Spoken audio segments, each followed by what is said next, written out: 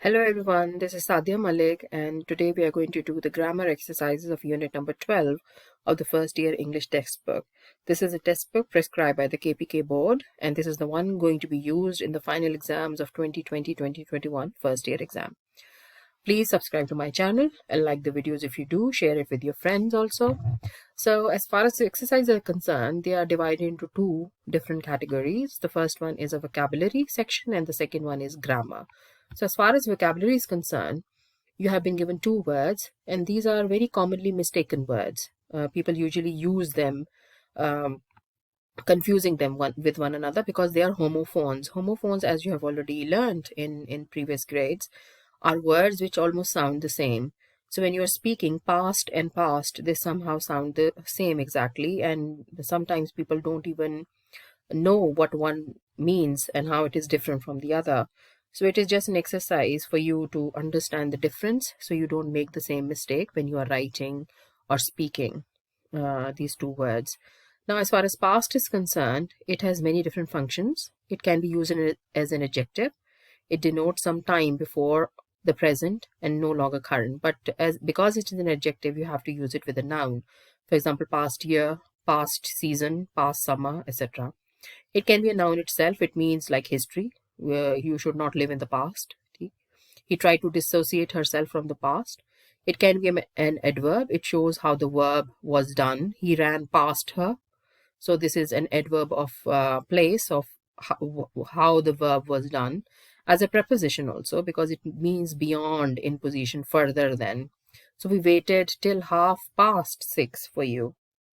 So this also shows you the position of a certain thing. The next is past, PASSED. So ED tells you that this is the past tense of something. So this is actually the past participle of pass. Pass, past, past. So this means to move on or ahead, to proceed.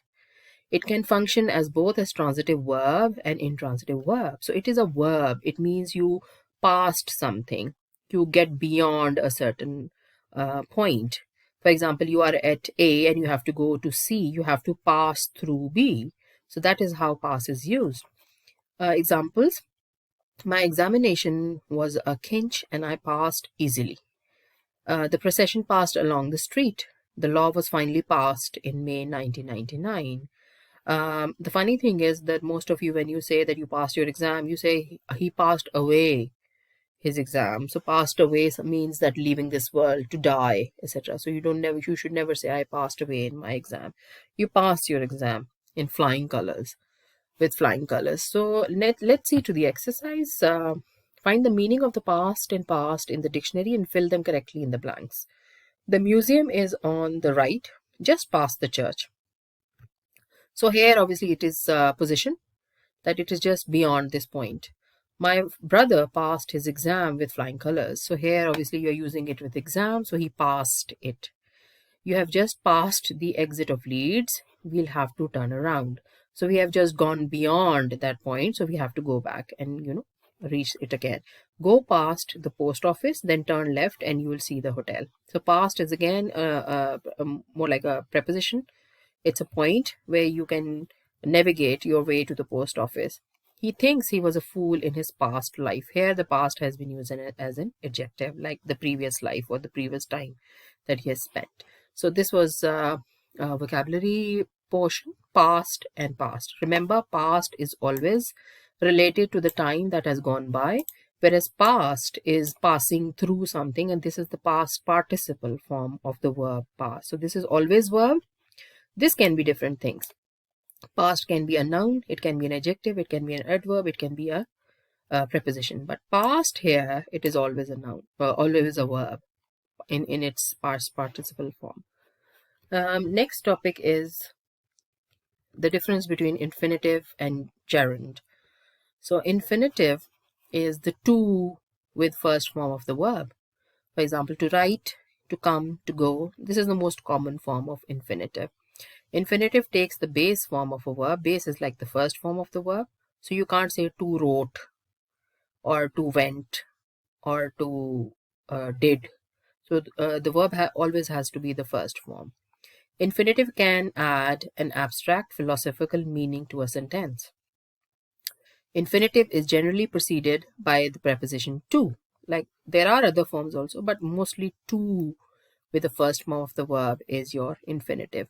Infinitives are rarely used as the object of the preposition. They would never come at the beginning of a sentence. Um, Even if so, it does not look proper English. So, secondly, they can't be used as objects of a preposition also. So, there are some restrictions as far as infinitive use is concerned. Gerund, on the other hand side, is a noun which actually looks like a verb. And why does it look like a verb? Because it ends with ing. So when you look at the word swimming, you believe that it is an action. Maybe it's a verb. But when you read it in a sentence, swimming is good for health, it is basically the name of an activity which ends with ing. So it is a noun which looks like a verb, so it's a little confusing. But if you read about it, it's more like the activity that you're doing. Reading is good for your studies, swimming is good for your health, exercising daily makes you smart, etc. So all these gerunds, they are ing forms, but they denote to an action. Gerund sounds more natural and normal in many sentences. Gerund is generally followed by preposition. For example, going to, uh, reading to, etc. So they are followed by preposition. Gerunds can be used as an object of a preposition also. So when we are going to look at the examples, you are going to understand.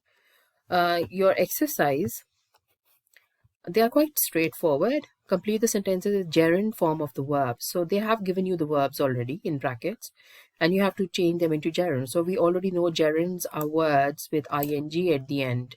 So one way of saying it that she is good at painting. So the correct thing should be she is good at painting. He's crazy about playing. I don't like playing cards. So all of them are actions. All of them are activities that you do. So they are basically gerunds because they denote to a certain activity that you do. It's a name of a certain activity that you do. They are afraid of swimming in the sea. You should give up smoking. So smoking is the action of actually smoking cigarettes. So this is basically a noun. Sami dreams of being a doctor. He's interested in making friends. My uncle is afraid of going by plane. We insisted on cooking the dinner ourselves. Uh, in one or two instances, you can see that there is a preposition, for example, swimming in the sea and going by the plane. So you can use prepositions after gerunds. Moving to the next exercise, um, change the verbs in parentheses as infinitives or gerunds. So you need to look and see what you actually want to say. They are interchangeable. They do not change the meaning too much, but somehow gerunds sound more natural when we are talking or when we are writing down. Infinitives look a little bit more formal. I could sleep, so I tried drinking some hot milk. Because if you say I couldn't sleep, so I tried to drink some hot milk, that would be correct also, but somehow drinking looks more natural. She tried to reach the book on the high shelf, but she was too small. They tried to get to the party on time, but the bus was delayed. We tried opening the window, but it was so hot outside it didn't help. So you can realize that even if you use infinitives in place of the gerunds here, the meaning does not change that much. We tried to open the window, but it was too hot. So it is your choice whether you want to use a gerund or an infinitive, because as far as the meaning is concerned, that does not change much. But gerunds look more natural when you are speaking the language.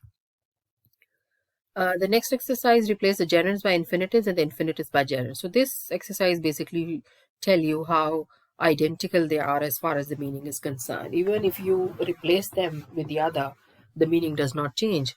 I'll just do a few sentences and you can do the rest on your own. To laugh is better than to frown. Laughing is better than frowning.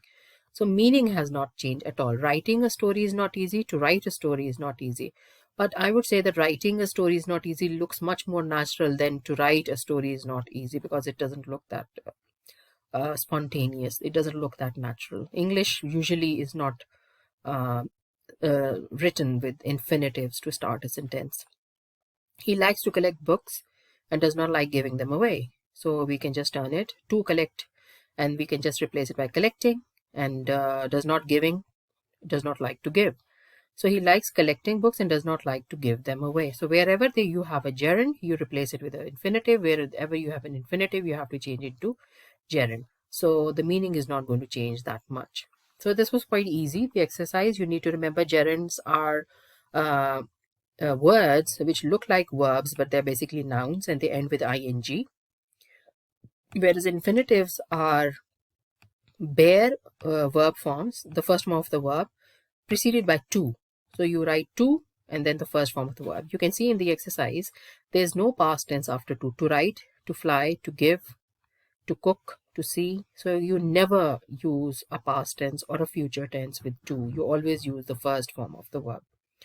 Next, you have progressive verb tense. Don't get confused. You already know them, but in Pakistan, we usually call them continuous tenses. So this is another term for them, progressive verb tenses, but basically they are continuous tenses. So they are past continuous, they are present continuous, and they are future continuous. So you can just look at the definition that a helping verb is a word that helps describe the main verb. So we are walking to the park, they are playing a game outside. So as far as the progressive verb tenses are concerned, you need ing words, but you also need a helping verb with them. Are walking, were playing. You can't say we walking to the park or they playing. So you need to have these helping verbs. So how do they look like? If you just look at this table, things are going to become a little easier. Past progressive means past continuous tense. Describe an action that was ongoing in the past. And what were the helping verbs that we use? Was and were. She was walking, they were walking. So was plus ing, were plus ing is the past progressive tense. Present progressive is like present continuous, and the helping verbs are am, is, are. So she is walking, they are walking. Is ing, are ing, am ing. Future progressive is future continuous, and here the helping verbs are will be ing or shall be ing, and you can also use going to be as well. So she will be walking, or they shall be coming, and they are going to be walking, etc. So you can use this as well. But don't get confused. Progressive verb tenses means continuous verb forms: present continuous, past continuous, future continuous. Coming to your exercise, you need to tell whether it is a gerund or a progressive verb. The easiest trick is that if you have a helping verb before ing, this is a progressive tense. For example, he is reading, is plus ing. So this is a progressive. If it comes without any helping verb, then it is a gerund. He likes reading books. There is no helping verb here. No, is, are, was, were, will be, shall be, etc. Nothing. So this is a gerund. He is reading books, is plus ing. So this is a progressive verb. Reading books, again, no helping verb, gerund. He is interested in reading books, no helping verb, gerund. He was reading books, was plus ing. It's a progressive verb. It is not a gerund. He has been reading. Again, this is present perfect continuous. Again, we have helping verbs here. This is progressive. Instead of reading books, Henry went to bed. No helping verb, gerund. Do you like reading? Again, no verb, gerund. He had been reading books. Had been are helping verbs. So helping verbs plus ing is always a progressive verb. His hobby is reading books. Here, this is a trick question because they have put is here, but it is not an action that is continuing. We are talking about his hobby, which is a thing. What is his hobby? His hobby is reading books. So here, reading again is a gerund because this shows his action that he likes to do. Reading here does not mean that he is reading.